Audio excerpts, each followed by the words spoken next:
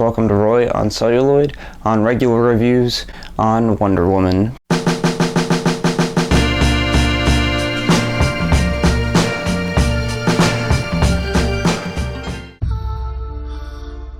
Diana.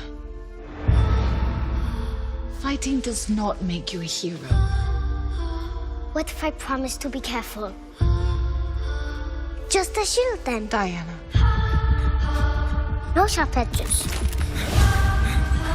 Be careful of mankind, Diana.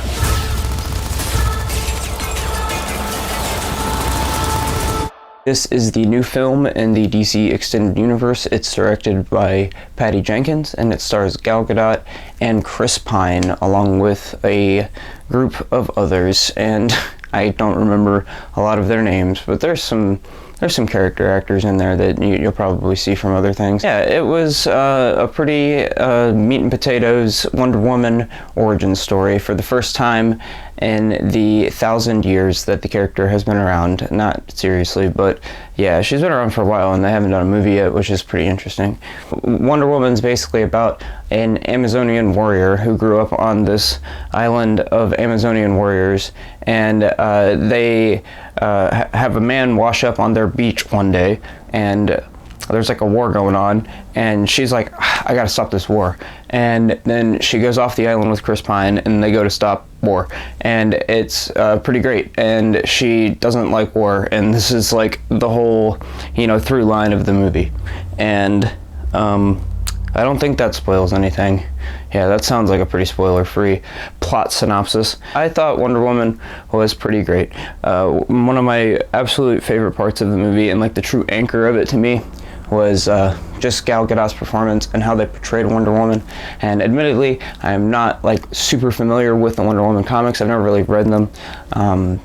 But this film kind of has intrigued me to do that, which is pretty cool. I liked her heroistic virtues lately, and especially the DC films. It kind of started, it's always been like a thing, it's always been something going on in these films, is, their conflict of being a hero and they just want to be a normal person, and, blah, blah, blah. It's so hard being a hero. Like Spider-Man did it, they did it crazy in these DC films.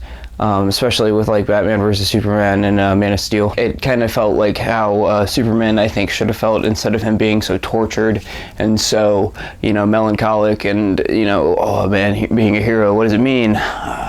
Being just kind of, hard to relate to, and not really, something to look up to, like Wonder Woman's kind of being in this movie, and she just like wants the best for humanity and wants the best for everybody, and it's awesome, and she's so empathetic.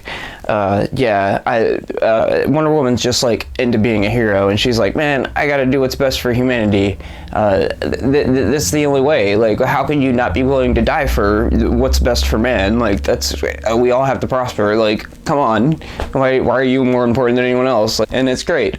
And I really liked that. It just made it really easy to attach to her. And it was really nice, and it warmed the cockles of my heart to see a superhero portrayed that way. By the end of it, it was like, gave me like this warm feeling, because I was just like, Wonder Woman, you're so great. I really like what you're doing here. Just keep doing what you're doing. It's great. My kind of thing I didn't like is that it has that Zack Snyder-y washed out tone to it, and yeah, I wasn't a fan of that. It could have been more colorful, but it wasn't as bad as the Zack Snyder films that they've done in the DC Extended Universe. I also thought that the villains were pretty cool. The main villain dude was just like kind of like this old guy, and but I really liked like his sidekick, who was like this woman who was like into poison and stuff. It was pretty cool, and yeah, I liked that a lot, and I usually don't like villains in these movies. The grainy overtone of the film kind of matches the World War I aesthetic a little bit, so at least more so than the films that are set in the modern time. Something that's always been kind of tied in intrinsically with the Wonder Woman mythos is her feminism, because she's always been kind of like a feminist icon, at least when she's at her best, and they handled that really well in this movie. They didn't really make it seem overbearing. I feel like that might be because it had the gentle touch of a female director. If a male director had directed it like Paul Feig or something, then it probably would have been like shoving it down your throat how much better women are than men, which is kind of weird because that kind of goes against what feminism is. But besides the point, but yeah, Wonder Woman was pretty great, and admittedly, I didn't think it was gonna be the best.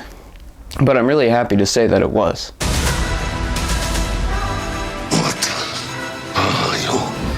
You will soon find out.